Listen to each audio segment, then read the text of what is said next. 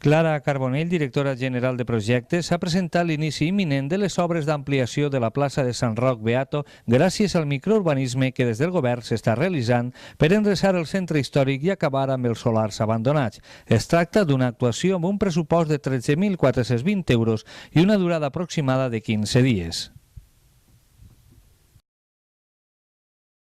En esta vamos a poner el solar es de 250 metros cuadrados. Entonces aquí, sobre una superficie de unos 40-50 metros cuadrados, lo que haremos será un pavimento de caucho y pondremos juegos infantiles. Pondremos también una fuente en la zona que da a la calle San Roque y pondremos también una pérgola, 2 bancos y su correspondiente papelera.